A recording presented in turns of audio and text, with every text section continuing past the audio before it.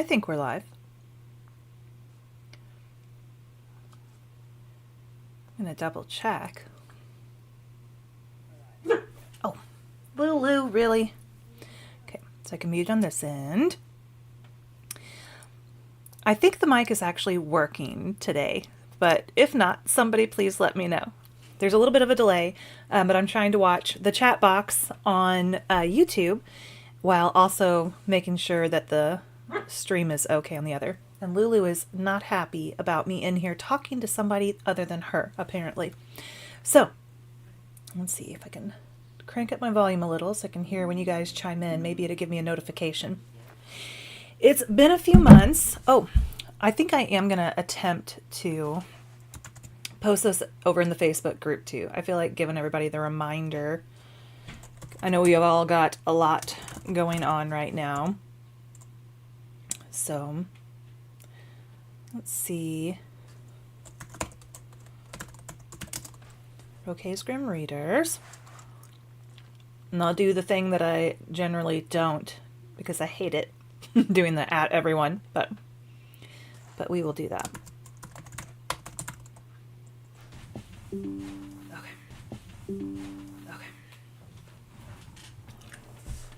All right. My software disconnected, reconnected.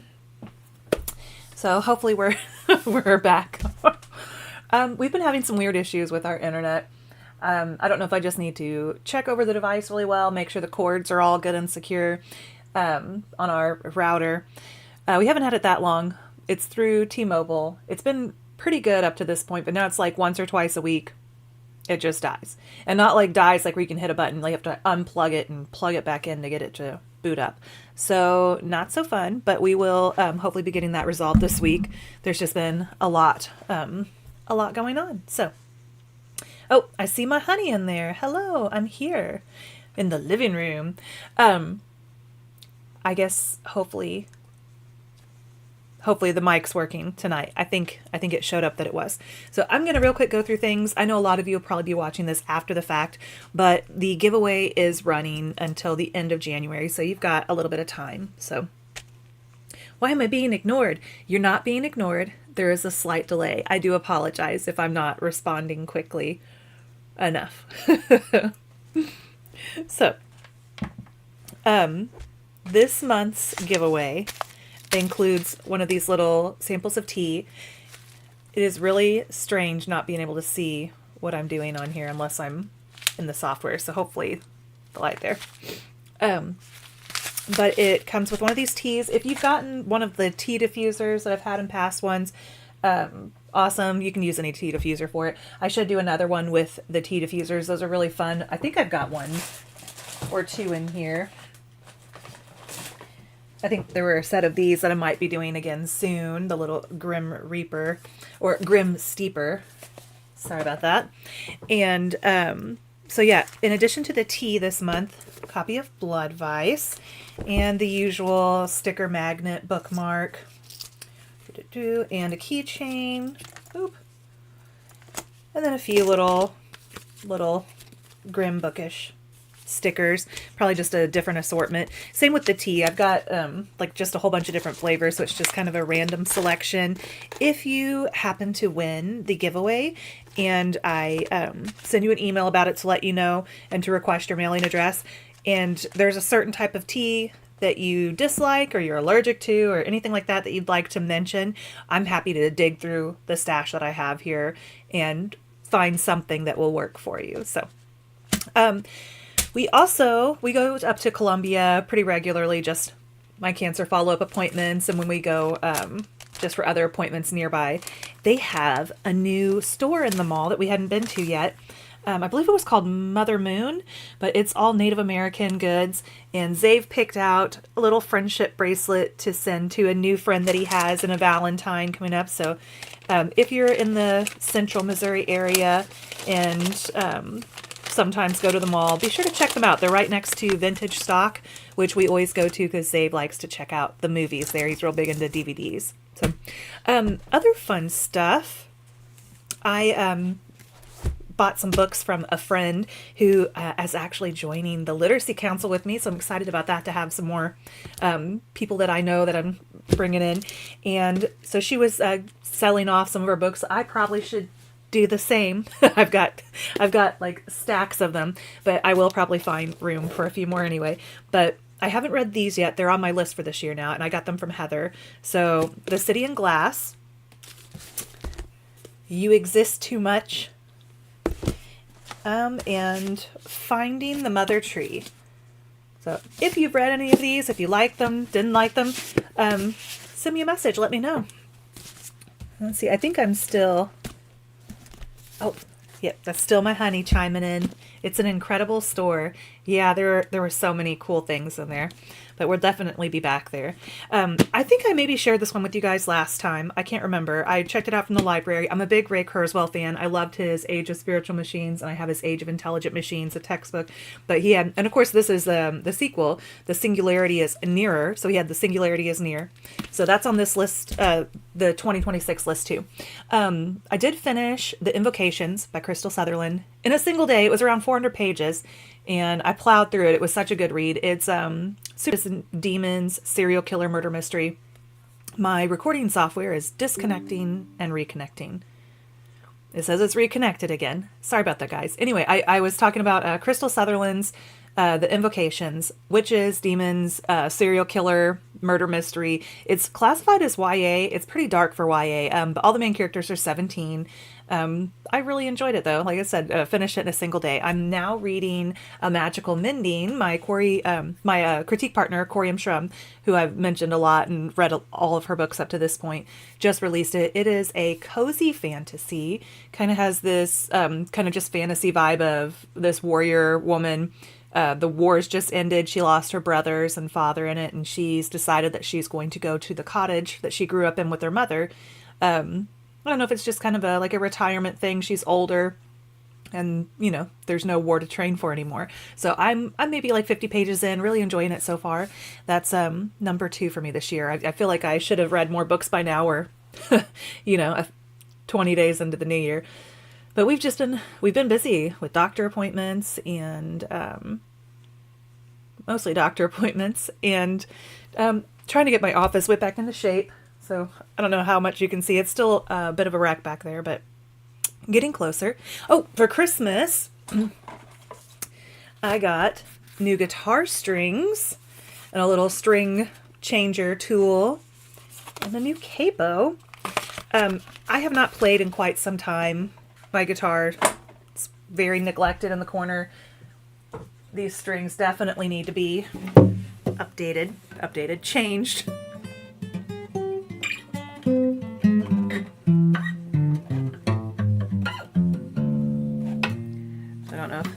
Hear that well at all, but yeah, those strings are definitely in need. But I'm hoping to do a little playing and maybe even learn a little piano for this new project that will be debuting a little later this year. I thought it was going to be launching this month, but since I'm still trying to finish up the third Lana spinoff and the custom collections with the Bubs short stories, it got pushed back too. Everything just kind of slides down. But another Christmas gift I wanted to share with you guys. Our friend Mel, who works with Paul and is very bookish as well, got me this little set of, is it like embossers? It creates a little imprint in the paper. And there's one of them that's for like the books in my library where, let's see, was it this one here? Where it says the collection of Angela Roquet, and then she got this other one that is from the mind of Angela Roquet with a little skull. So that might be something fun that I start doing in some of the books that I sign and send out. But it's hard to see, I think. I'll have to try to press real hard. I don't have a very good grip, it seems. But maybe if I click over so you can see what I'm doing here. Don't know if you guys can see that. I think it's easier to see like on the like cream colored paper in my books. I don't know if doing like a little color over the top of it. Probably not with this. Probably with like a colored pencil or something, I bet. But it's super cool. Really fun. I think I'll be doing a lot of that. But what an awesome bookish gift. Like Mel's got pretty good taste. She also got me this burn candles, not books candle. So fun stuff. I hope you guys had a good Christmas and New Year. I hope that you're reading lots of really good books. And I was thinking, let's see, we're 10 minutes in. I was thinking I might read you one of the custom short stories. So I feel like it's been a while. If you don't follow like the Haunted Properties series, I do the book 5. Then they're shorter novellas and they're kind of lighter. They're fluffy and fun, silly. So they don't require as much research as Lana, not as much bandwidth, which I didn't have much to spare. So, but I thought I might pull open that file and do a quick reading of one of the custom shorts. And I'll probably do Kelly's. I think I have Kelly first in the book. It was just a very sweet, fun. There were a handful of Grim readers who purchased these who had asked for a fun take on their own death. Some people, it was definitely like a revenge story, somebody that they wanted some catharsis getting back at. But there were a few that just wanted an imagining of their own death. And I think Kelly's was the first one I did, and so she's the first one in the book. And if I can dig through my files really quick and open that up, let's see. There we go. So I will just read you guys this first one. And I'm going to click back over to and make sure that posted in the group. I feel like the lighting's a little harsh in here today, and I don't know if it's just this new software I'm using. I'll click this off. It's going to take a minute for it to adjust possibly. Yeah, and that seems extra dark. So I don't know. I'm going to have to figure out a happy medium here. But let's see. Let's scroll down. All right. Kelly's is called The Way the Cookie Crumbles. And I'll be narrating these better than what I'm reading to you guys right now, I'm sure. So, but see, The Way the Cookie Crumbles. If you can't change the world with chocolate chip cookies, how can you change the world? Pat Murphy. Kelly Jones was an activist. Not in the annual Pride Parade marcher sense of the word. Not even in the weekend warrior, marathon runner, soup kitchen worker kind of way. She lived to fight injustice and help others. Even at 86 years old, or 86 years young, as she called it, cackling to her girlfriend on the phone while she baked cookies for an upcoming fundraiser, she didn't let a day pass without finding some way to make the world a better place. It was a shame I had to take her out of it. An even bigger shame that we had to leave the cookies behind. They smelled heavenly. Sheet pans crowded with oatmeal, raisin, and snickerdoodles lined every counter. My mouth watered despite the faint underlying tinge of gas in the air. A forgotten pot of sugar glaze sat on the stove, the pilot light long since extinguished from a stiff breeze that had blown in when she'd let the cat out. The bake sale should raise enough to replace the refrigerator at the women's shelter, Kelly said, pausing to move her phone to her other shoulder. Her neck popped and cracked from holding it there for so long as she worked, transferring the sugary morsels to drying racks and then to fancy bakery boxes dotted with silver stars. My refrigerator's a tank, she huffed, perturbed by whatever reply had come from the other end of the line. It's vintage, it'll last forever. They just don't make appliances like they used to. Wasn't that the truth? Still, there was something to be said for updated safety measures. I'd better finish up it here and get on the road, Kelly told her friend, bringing the call to an end. And thank goodness for that. It was best this way, rather than having a loved one overhear what was about to happen through the phone. This was going to be traumatic enough. I suppose that was at least half the reason Kelly was a high-priority harvest.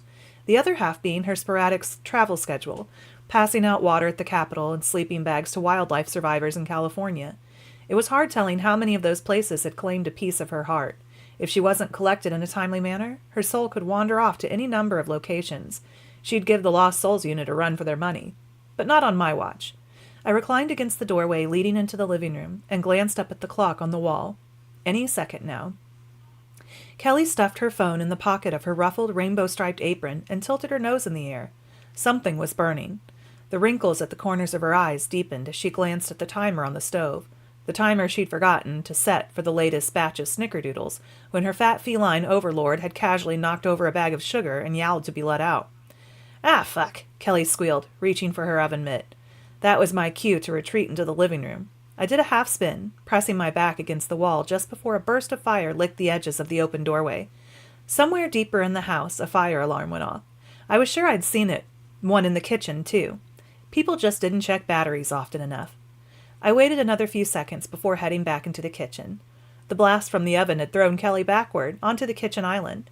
She lay sprawled amongst the pans of cookies, her cute little apron scorched black and her face and arms shriveled nearly to the bone. When I touched her oven-mitted hand, she sprang out of her body like a jack-in-the-box.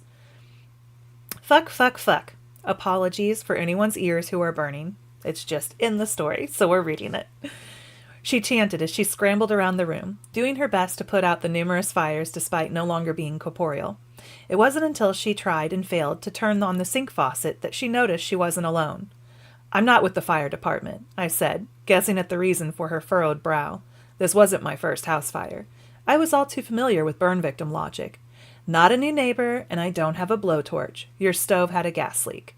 "Fuck," Kelly spat again, taking another look around the kitchen to assess the damage, her gaze skittering over the charred corpse and settling on the burnt treat boxes.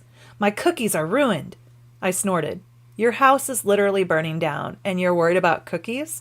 You don't understand." Kelly shook her head and slipped off her oven mitts to try the faucet again. "The cookies were for the women's shelter. Now I'll have to bake them all over again." "You won't be baking anything, ever again. At least not on this side of the grave," I said, doing my best to keep my voice calm, though loud enough to be heard over the increasing crackle of the growing fire. The cabinets near the stove smoldered, hinges groaning out a warning.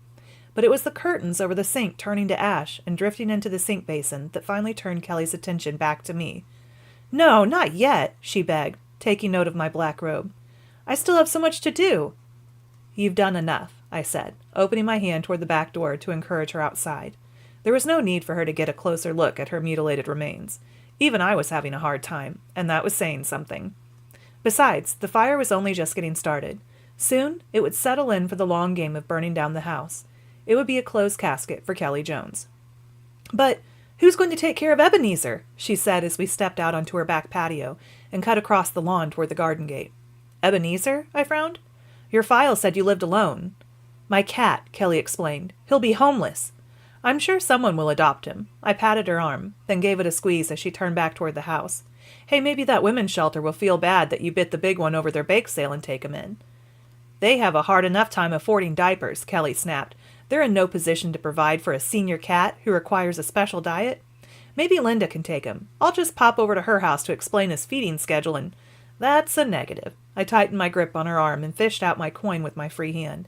"Unless Linda can see ghosts, which is rarer than you might think, she'll have to figure it out for herself." Kelly stuck out her bottom lip, but thankfully didn't attempt to break free.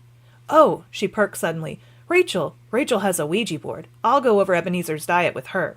Those things work, right?" I shrugged one shoulder. "Depends on who you ask and whose hands are on the planchette." "Well, fuck," Kelly sighed. For a saintly soul in such high demand, she sure had a mouth on her. "I guess Summerland is more interested in your actions than your words," I chuckled. "The experts say swearing relieves stress. So do cookies," she added, her pout returning.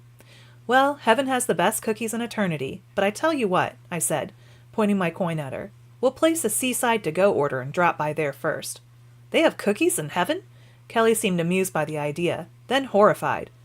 "Please tell me the cookies in Summerland don't suck ass."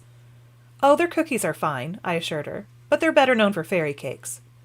"Are they made by real fairies?" She perked again. "Absolutely." Some of those fairies were real assholes, too, but I kept that bit to myself. She'd figure it out in time. I gave Kelly a tight grin and rolled my coin, kicking off our post-mortem sugar quest.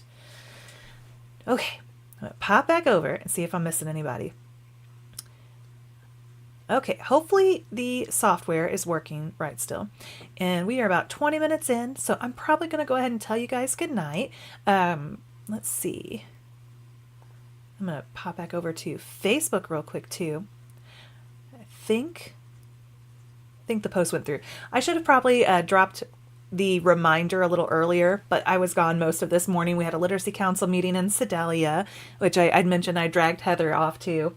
And I think I left the tickets in the living room, but I'll probably talk more about the Literacy Council's tea and auction next month. It's not happening until April. So if you're in the Missouri area nearby, it is an amazing event. It raises money so that we can fund grants to local schools and libraries and just community groups that for literary, like literacy. Our goal is increasing readers. I think the whole slogan for the council is building a reader one book and the library at a time. I'll have to dig up all the tickets and information and stuff.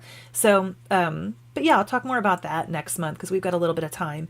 But we are 3 months out, I think, from it. So it's kind of crunch time for us. We've been sending out save the date postcards, and I just got the tickets in, and we're going to start collecting donation baskets soon. If you are authorly or just a small business in the area, it is a great way to advertise, and you can write it off because we are, is it a C3CO? And I can never get the letters right. We're a certified charity anyway, so you can write it off, the donation on your taxes too. So yeah, it's a good time all around. So I'm going to go ahead and let you guys go. I think it's just my honey out here in the comments. Thank you for all the support, honey. I will definitely try to, and I was going to say next month, but actually I think the next live chat, we were going to start doing these quarterly, just because there's so much going on and kind of to coincide them with different releases. So let me see how the schedule pans out here.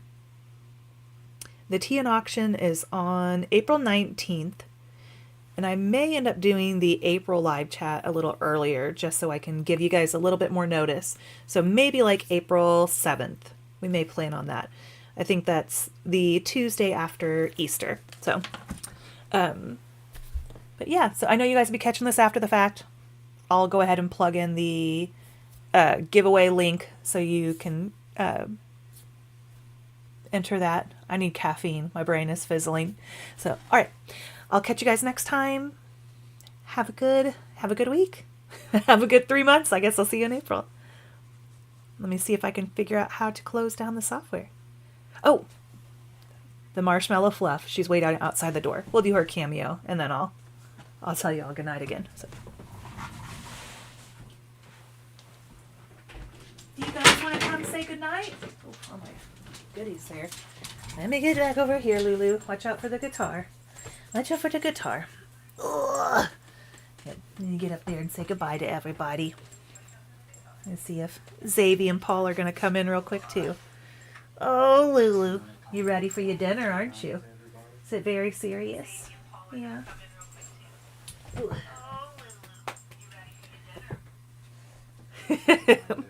Can hear the echo from Paul's phone. Good night. He say good night. Good night, Say everybody. good night. Good seeing Good Happy night, New everybody. Year. Happy Year. Happy New Year. Happy New Year. Good job, honey. Good night, you guys. We'll see you.